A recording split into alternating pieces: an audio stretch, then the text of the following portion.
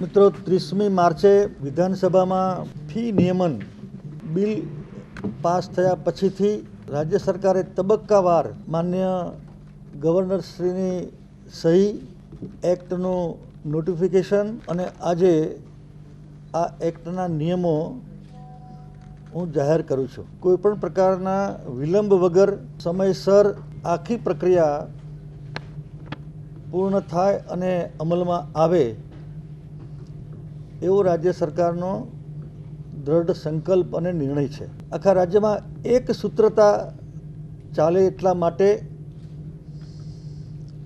અમે દરેક ખાનગી શાળા સંચાલકને ત્રિમાસિક ફી લેવાનું જણાવ્યું હતું અને પછીના સત્રમાં એનું વધઘટ સરભર કરી દેવાની એક્ટ અને નિયમમાં પણ અમે જોગવાઈ કરી છે. કેટલીક શાળાઓએ આનો અક્ષરશઃ અમલ કર્યો છે, કેટલીક શાળાઓએ નથી કર્યો. કે આજે અમે નિયમો જાહેર કરીએ છીએ, કાલે પરમ દિવસે એનું પણ નોટિફિકેશન બહાર પડી જશે, એટલે એનો અમલ શરૂ થયો ગણાશે. કોઈપણ પ્રકારની ગેરસમજ ફેલાવવાનો પ્રયાસ કોઈ ન કરે. નિયમોને પણ વિધાનસભામાં પાસ કરવા એવી ગેરસમજ પણ કોઈ ખાનગી શાળા દ્વારા ફેલાવવામાં આવી. તમારા માધ્યમથી હું ગુજરાતના સંચાલકો અને વાલીઓને સ્પષ્ટ જણાવવા માગું છું કે નિયમોને વિધાનસભામાં ફરી મૂકવાની કોઈ જરૂર નથી. આજે જે નિયમો અમે જાહેર કરીએ છીએ એમાં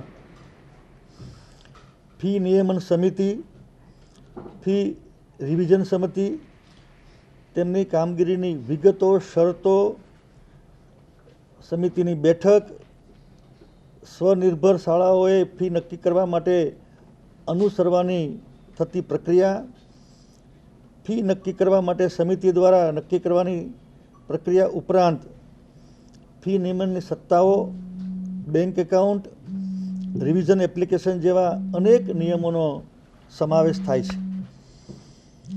આગામી સત્રથી જ તેના અમલ બાબતે વાલીઓ નિશ્ચિંત રહે કે રાજ્ય સરકાર આનો અમલ કરવા જઈ રહી છે.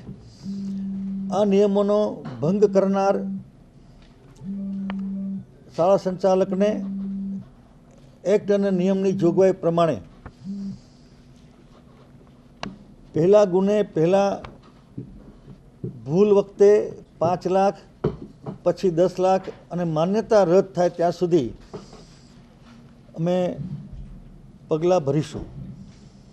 નોટિફિકેશન પ્રસિદ્ધ થયાના 2 દિવસમાં જ ત્યારથી 30 દિવસમાં સત્વરે પોતાની દરખાસ્ત સમિતિને મોકલવાની રહેશે.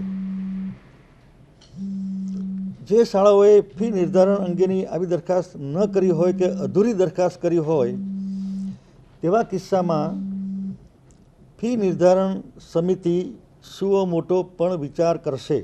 ફી નિર્ધારણ સમિતિ સંસ્થાને સાંભળશે, નિવેદન લેશે, તમામ પરિબળોને ધ્યાને લઈ, તમામ પરિબળો એટલે શિક્ષણવિદનો અભિપ્રાય, વેલ્યુઅરનો અભિપ્રાય, સીએ, આ તમામ પરિબળોને સાંભળ્યા બાદ દરખાસ્ત મળ્યાની 90 દિવસમાં નિર્ણય જાહેર કરશે.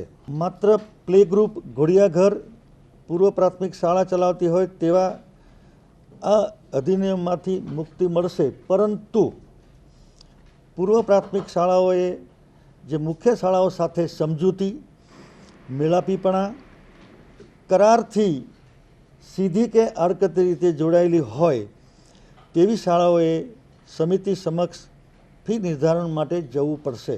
પૂર્વ પ્રાથમિક, પ્રાથમિક માટે, માધ્યમિક માટે, ઉચ્ચ માધ્યમિક માટે 15, 25 અને 27 હજાર જે અમે નક્કી કરી છે, પરંતુ આ મર્યાદામાં ફી લેતી સંસ્થાઓ અસાધારણ રીતે જો ફી વધારો કરશે તો એમણે પણ આ કાયદાનો સામનો કરવો પડશે. શાળાના પ્રિન્સિપાલ, મેનેજિંગ ટ્રસ્ટી હિસાબોની જાળવણી માટે જવાબદાર રહેશે. શાળાએ ફી ઉઘરાવવા માટે એક ખાતું ખોલવાનું રહેશે અને વાલીએ તે જ ખાતાની અંદર સીધી ફી ચૂકવવાની રહેશે. શાળાએ આવા એક બેંક એકાઉન્ટમાં ફી જમા કરવાની રહેશે. એ જમા કર્યાની પહોંચને માન્ય ગણવાની રહેશે. મેનેજમેન્ટના ખર્ચા, શૈક્ષણિક બિન શૈક્ષણિક સ્ટાફ, હાઉસકીપિંગનો ખર્ચ આ જ એકાઉન્ટમાંથી કરવાના રહેશે. આ મુખ્ય નિયમો મેં જણાવ્યા છે. આ સિવાયના નાના મોટા કુલ મળીને 18-19 નિયમો આ કમિટી એના આધારે કામ કરીને જલ્દીથી અમે બધી પ્રક્રિયા પૂર્ણ કરી છે. કમિટી ગઠનની પ્રક્રિયા પણ ઝડપથી ચાલી રહી છે. આવતા થોડા દિવસોમાં એ પણ ગઠન કરીને જાહેર કરવામાં આવશે.